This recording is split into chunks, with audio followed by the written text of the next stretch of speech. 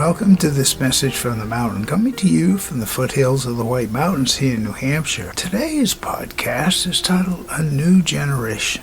Well, for years, we've been accompanied as we drove the old road up to the cabin by a hawk. Now, it could be the same hawk year after year, or it might be a different hawk, but they would be perched in a tree and we'd drive, and then they'd fly down the road and we'd catch up to them and they'd fly again. It was like we'd be escorted both in and out. Now, this year, I hadn't seen one up until recently, and I would say this is the next generation. Looks like a younger bird that was doing the same thing.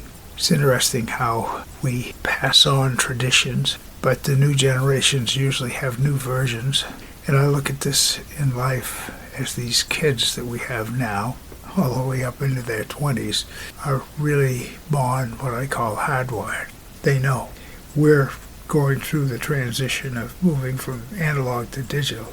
I assume the hawk is already wired for what the hawk is wired for, but we're going through that transition, and there's a lot to learn from the younger generation. My name is Michael Hathaway, and this is Message from the Mountain. It is my prayer these words are right and good for you, and if you hear them, thank you so much for listening.